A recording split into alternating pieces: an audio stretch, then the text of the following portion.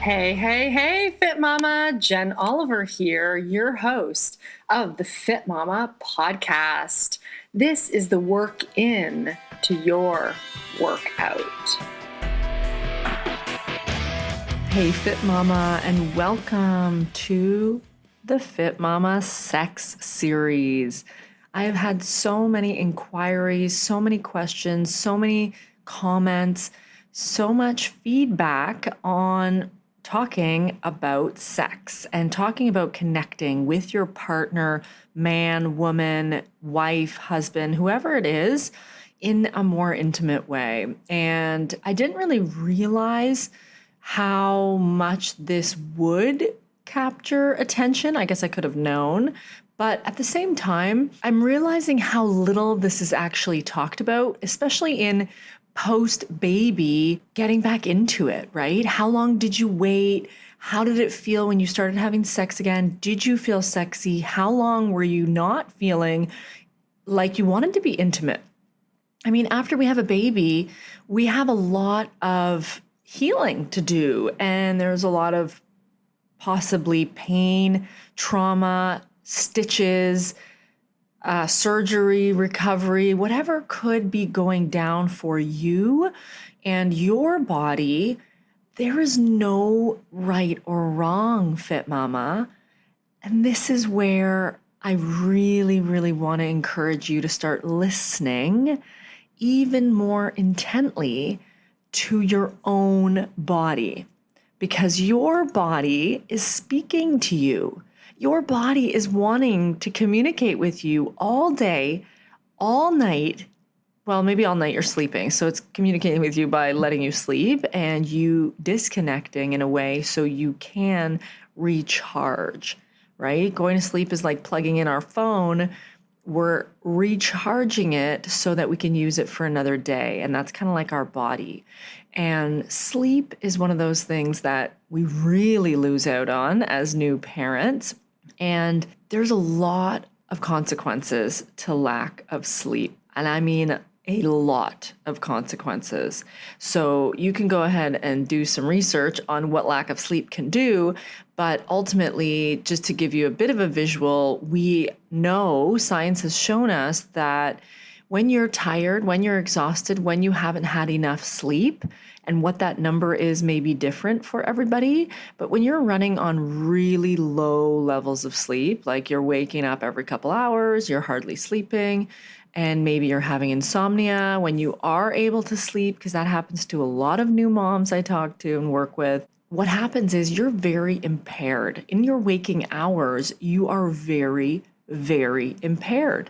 It's like being drunk or being on drugs or being in some type of trance, because you are not working at a frequency that is functional.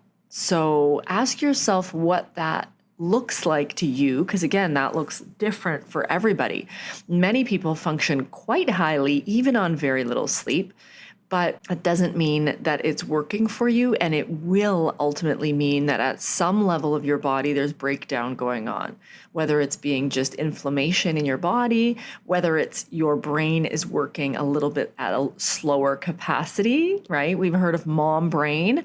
And when we have a baby in our belly, there's a lot of our resources go to the baby, which is where we call mom brain, right? We are either distracted by the fact that we're pregnant or distracted by all the other things we have going on and the fact that we're bringing in new life. But that baby is drawing on our resources. And so much like all these things play a role in our lives, they all play a role in our sex lives and in our connection with that other person in our lives. And presumably, if you've had a baby, you have a partner, wife, husband, someone who you decided to have a baby with. Again, no judgment here. And maybe you didn't. So either way, you may have someone that you're co-parenting with. And, it's important to know, is this something that is totally on me, or do I have a co-parent? Do I have a husband, wife who is as invested? And if that's a no, ask yourself, how invested am I? Because as a parent, as a mom, dad, whoever it is listening, how invested are you in your child's well-being? And unfortunately, science also shows that your child's well-being has a lot to do with your relationship with that other person in their life, whether it's a mom, dad, stepmom, stepdad, whatever myriad other options of mom and mummy and all the rest of it that could be in your world. It doesn't matter what the names are, what the labels are, what grandma and grandpa are called, or, all the different variations of that. That is not what matters. That the child or children feel loved, feel safe, don't feel judged or prejudiced against or forced to do things or abused and neglected in any way, of course, important, right? And sometimes we get ourselves in situations because we don't want to be alone, or we do want to be alone and we don't always put the child's well-being first. And at the end of the day, as much as I'm here to tell you that being a fit mama is all about self-care and self-love, it is not about self over the mental health and well-being of your children. And when you truly love and respect yourself, it's easy to love and respect your children because you are not trying to make them into something you're not. You're not trying to make them into something they are not. And you're not trying to force your will upon them in any way. So I just want to make that point before I go into this, and a reminder that there is no judgment. This is boyfriend, girlfriend, whatever you call yourself and whatever your dynamic is in your relationship. This is really just about getting reacquainted with you, how to reconnect with you, how to fall back in love with you so that you can enhance the connection, the relationship that you have with others in your life. And with your kids, it's obviously non-sexual and platonic in that way, but it's a deep, unconditional, magnanimous love, just like the one you have for you. And so that is an important foundation. And if you don't have that, you are more likely to be treated by another as you don't believe you should be, even though at some level you might believe you should be, so you are accepting it. And that's a whole nother episode. But I'm going to talk about getting into the intimacy with yourself and with your man or woman, whoever that is in your life. Because so often as women or as men, depending who's listening and how you feel about yourself and what you identify with, we've all been conditioned in a certain way around our sexuality, around what we think is right, wrong, good, bad. Is pornography good? If he's looking at it, if she's looking at it, if I'm looking at it, am I bad? There's a lot of conditioning that our parents, teachers, and possibly well-meaning others have been trying to teach us, and we've taken on. But I encourage you to ask, what is true for you? What is meaningful for you? What sits right for you? Because at the end of the day, what feels good to you is not static. It's always changing. It's fluid like water. Today, do you feel like this? No. Tomorrow, you may very well feel like it. And just like our hormones are in different levels every single day of our cycle, things are happening. We're dynamic, fluid, beautiful beings. So too are our moods. So too are sexual desires. And everything that goes on within us is always subject to change. So none of this is permanent, and none of what you've done or said or felt before is truly the way for you. And I actually recently spoke with a fit mama who we were talking about her intimacy with her husband, and I was just simply asking her, how often do you go down on him? How often are you licking his balls and getting in between his legs and licking him and sucking him and making him feel like the man he deserves to feel like? And her eyes bugged out of her head, and her response was Oh, he would love that. Yeah, he would love that. Yes, that's why I'm asking you. When is the last time you did that to him, for yourself, to feel the pleasure that he feels when his woman is going down on him, is going down there to his most intimate parts, touching them, caressing them, feeling them, enjoying them, admiring them, feeling what your man or woman would want from you, feeling that in your heart. You've probably felt it before at some point, I'm sure. To get where you are, you've felt the pleasure your man or woman has felt, that you have created for them. So get that feeling into your heart, right? So if you're saying to yourself, oh, he would love if I did that to him, she would love if I did this to her, right? If your woman is wishing you would massage her more, rub her back, rub her feet, brush her hair, massage her hands, rub her belly, caress her breasts. If your woman would love that, why are you not doing it? If your man would love you to kiss every part of his body, if your man would love to walk in the door and you start undoing his pants, if your man would love you to creep under his desk and touch him, why are you not doing that?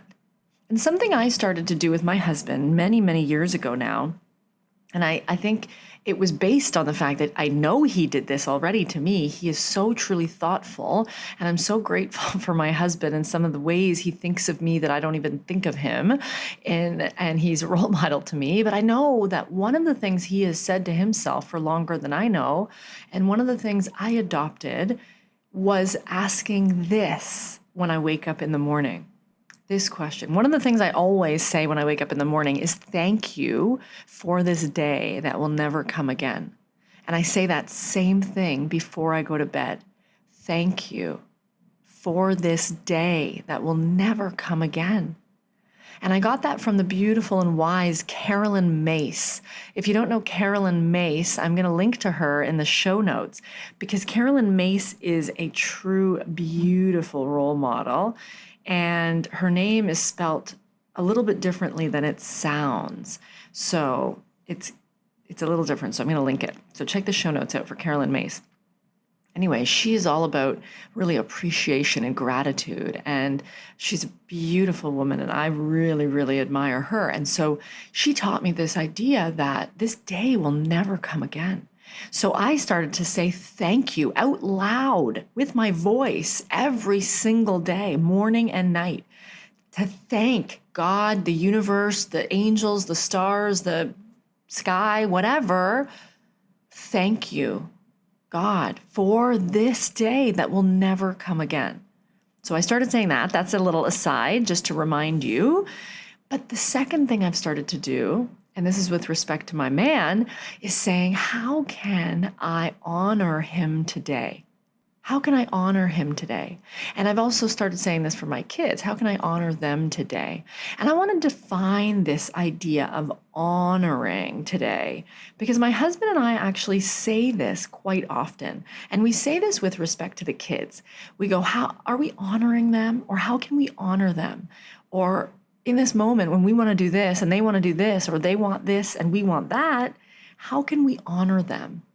Or when they show us this side of themselves, or they have a tantrum, or they're blowing up, or they're not happy, how can we honor them?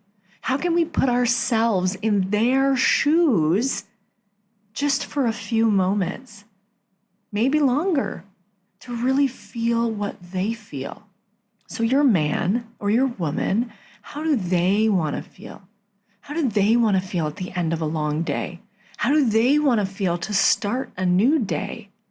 One of my very favorite things in the world that I've finally been confident enough to communicate with my man over the last maybe 10 years, and we've been together almost 15 now, is the fact that I love sex in the morning. Morning sex is everything to me, or it's one of my everythings. I love it. I love it. And when I wake up and I know that I don't have to go anywhere and I get to lie there and enjoy pleasure with my man and feel good by his hands and his body and my hands and my body, and we get to connect in an intimate way to start our day together. Whether we're parenting together or whether we're parenting solo and he's taking the kids there and I'm taking them there, or I'm doing this or he's away after this and I'm going to drive him to the airport or vice versa, how can I honor him today? And since I've been practicing this, I've been doing more for him, and I know he does so many things for me. Things like the laundry, things like cleaning up, things that he likes a clean house. So for him, that is important. For me, I'm a bit less organized and my stuff is a little more strewn around. But following his lead, I want to honor him and know that when he walks through the door at night after a long day, or if he goes out even for a moment and walks back in our house, he will look around. He will see a mess. So men, if your woman is going to walk in and immediately be frustrated or triggered by a mess, clean up the space. How can you honor him or her? And this is nothing to do with sex even sometimes, right? Of course, most times it doesn't. Because like I talked about in a former podcast, particularly the one on changing state, remembering that we aren't always so pleased with our man or woman. They don't always do everything we wished they would do.